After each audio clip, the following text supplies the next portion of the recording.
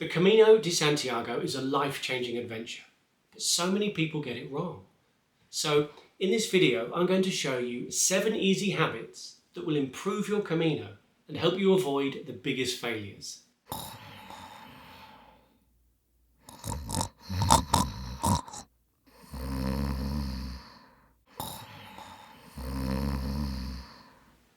It's 4 AM in the morning and everybody in the dormitory is fast asleep. Except for one person. They're leaving early, so they're rustling around, packing their bag, shining their torch. Shh! Sorry. And waking everybody up. A good habit to remember is pack your bag the night before, or if you have to pack in the morning, take all your gear out of the room, close the door, and pack in the corridor. Don't make loud phone calls from your bunk bed when other people are napping in the dorm. Please take your call outside the room. Be mindful of others, especially when you're staying in communal accommodation. It's an easy habit to learn and people will appreciate it. Now, the next habit is one that can help you avoid a lot of pain. It's only walking, how hard can it be? Very, it turns out, if you've not trained. If you're young and have a decent level of fitness, then this one will not impact you as much. But for the rest of us, if we turn up on Camino having not trained at all, well, it's not going to look pretty. You don't need to go crazy at the gym and start drinking protein shakes morning, noon and night. I strongly advise you to develop a habit of training before you go.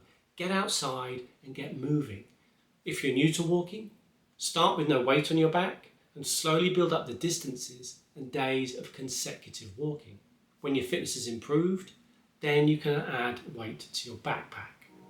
A rule of thumb, your pack should be no heavier than 10% of your body weight. The next habit is one I strongly recommend you learn, because if you don't, well, it could lead to you having to go home early.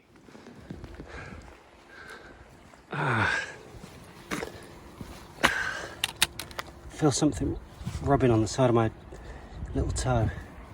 Hot spots are an irritating rubbing feeling you get in your shoe. They make a spot on your foot hot, hence the name. Lots of people choose to ignore this discomfort and hope it will simply go away on its own. It doesn't. You need to learn how to deal with them, because hot spots become blisters, and bad blisters can make walking really painful. So here are some easy habits to help you avoid blisters on Camino. Wear good quality walking socks, not the novelty pair your gran got you for Christmas. Get in the habit of making sure your shoes are tied securely, so your feet don't move around too much inside. Using Vaseline or talcum powder on your feet can help ease friction, the cause of hot spots. You can buy walker's wool, or you can find some sheep's wool on barbed wire. Simply pop it in your sock where you feel your shoe is rubbing. Or a really effective method to stop painful rubbing is using walker's padding with some surgical tape. Get in the habit of treating hot spots so they don't become painful blisters. Now, the next habit is an easy but essential one to master. You're going to look $1 million on the Camino. Just because it looks good online or in the shop doesn't mean it's right for you or your Camino. You need to get in the habit of testing your clothes and your shoes before you go on Camino. This might sound silly, but do a practice walk wearing the underwear you'll take on Camino. There is nothing more uncomfortable and annoying than chafing down below. Walk in any new clothes and especially new shoes before you go. Badly fitting shoes will give you blisters. People simply forget to do this. So remember, test before you go. Now, the next habit will mean that you save money and you don't have to pack as much in your rucksack. Hand washing clothes is part of the pilgrim way of life and a habit you want to learn how to do properly. First, fill a sink or bowl with water, hot or cold, it doesn't matter. Add some hand wash, pop your sweaty walking gear in, scrub them together and then rinse them to get them clean. After you've scrubbed them clean, remember you then need to rinse them in cold water. This will get rid of the excess soap and help minimise any skin irritation. And before you hang them out, remember you've got to wring out the clothes. Otherwise, they'll still be sopping wet in the morning and they'll be no use to anyone. If you're walking the whole of the Camino Frances, hand washing your clothes rather than using a laundrette is a habit that will save you a lot of money. Now, the next habit is one that is essential if you're walking in the heat of summer.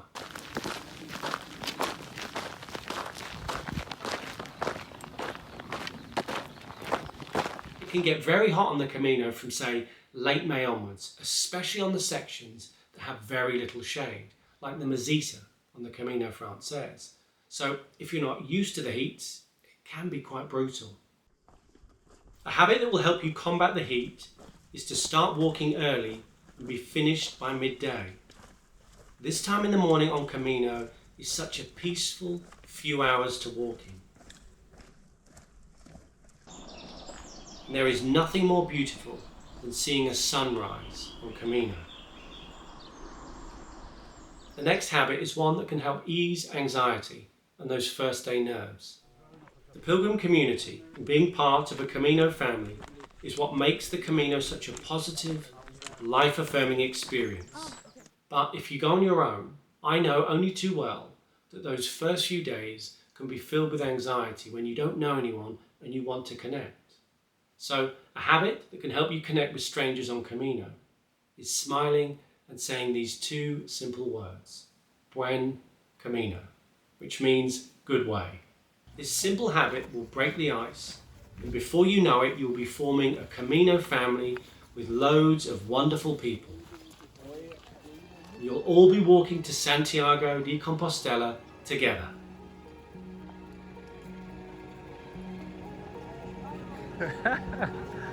We made it! Yes.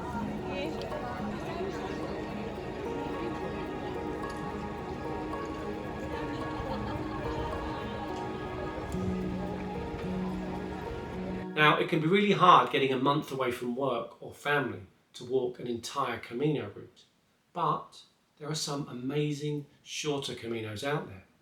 In this video, I show you the top 4 short Camino routes that can be walked in 1 week or less, so I really recommend giving it a watch.